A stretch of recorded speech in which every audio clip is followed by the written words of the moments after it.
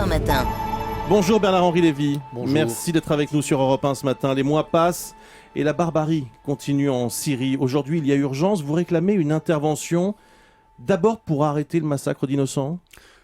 D'abord, oui, et je la réclame depuis des mois. On est ce matin, d'après toutes les sources syriennes, à 40 000 morts. On n'a jamais vu, comme le disait Libération dans son édito d'hier, à l'âge moderne, un État se comporter de la sorte. À l'arme lourde, aux avions, contre sa population civile. Rien ne justifie cela. Intervenir en Syrie, comment ? Est-ce que c'est une intervention militaire ? Est-ce qu'elle est aérienne ? Est-ce qu'elle est au sol ? Est-ce que c'est une intervention humanitaire ? Comment on fait ? Qu'est-ce qu'on fait ? L'intervention humanitaire en Syrie, c'est clouer au sol les avions de Bachar el-Assad. La seule intervention humanitaire à Alep, à Homs, c'est empêcher les avions de la mort de Bachar el-Assad de voler. Ça, c'est l'axiome. Après, comment on fait ? Il y a plusieurs solutions. Elles sont sur la table. Les diplomates le savent, les chancelleries le savent. Il y a ce qu'on avait appelé au début de la guerre de Libye la no-fly zone. On peut faire du ciel syrien une zone d'interdiction de survol. Puis il y a une deuxième solution, si on n'est pas capable de le faire, alors qu'on donne aux combattants syriens démocrates attachés au principe de pluralisme, qu'on leur donne des Stingers, c'est-à-dire des armes leur permettant d'empêcher eux-mêmes les avions syriens de survoler les quartiers d'Alep. 10 Stingers, 20 Stingers, les avions cessent de bombarder Alep. Au risque de donner des armes aussi à des islamistes peu recommandables, des islamistes radicaux qui pourraient d'ailleurs être amenés à prendre le pouvoir en Syrie. Attendez, d'abord, c'est pas avec 20 Stingers qu'on prend le pouvoir en Syrie ou ailleurs. Ça, c'est pas vrai. C'est une fable. C'est la fable des Munichois, des Norpois qui ne veulent rien faire. Si on donne des Stingers aux combattants démocrates d'Alep, ça fera pas prendre le pouvoir aux islamistes. C'est une blague.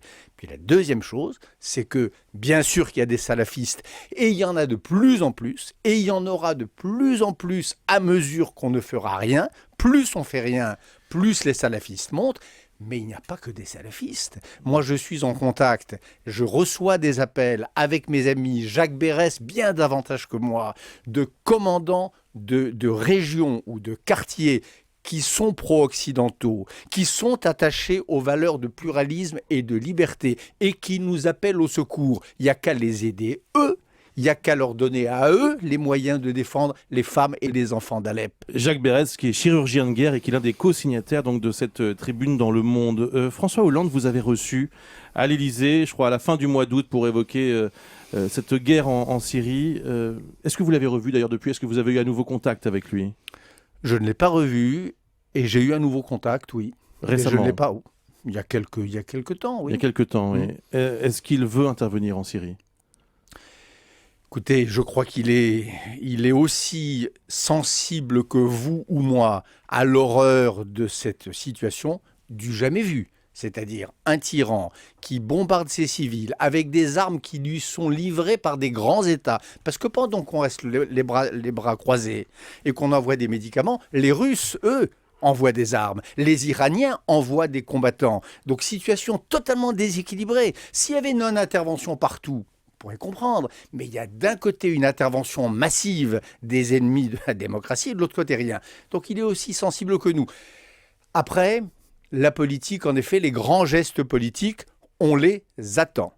On les attend. Les grands gestes politiques forts qui honoreraient la France et qui enverraient un message d'espoir aux combattants syriens qui considèrent qu'ils ont deux ennemis, la dictature et les islamistes, ces gestes-là, on les attend. Oui, enfin c'est pire que ça, parce que vous écrivez dans votre tribune que, d'une certaine façon, ils nous considèrent, les révolutionnaires, ceux qui se battent contre Assad aujourd'hui en Syrie, ils nous considèrent comme complices, nous, les Occidentaux. C'est l'inverse de la Libye. C'est pour ça que la guerre de Libye était tellement importante.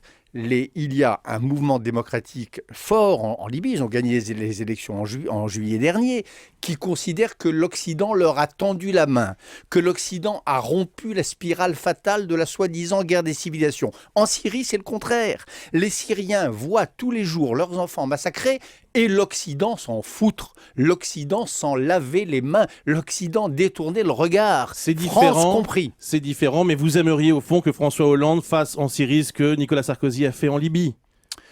Les situations ne sont jamais comparable, naturellement, ne serait-ce que parce qu'on est déjà 18 mois trop tard et 40 000 morts après.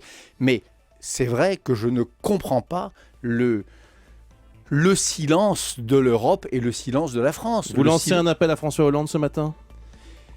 Écoutez, je dis en effet que tous les plans, on connaît les solutions. Il manque un pilote dans l'avion. On sait que la solution de la no-fly zone, la solution des zones tampons, la solution des zones refuges permettant aux civils de ne pas se faire massacrer.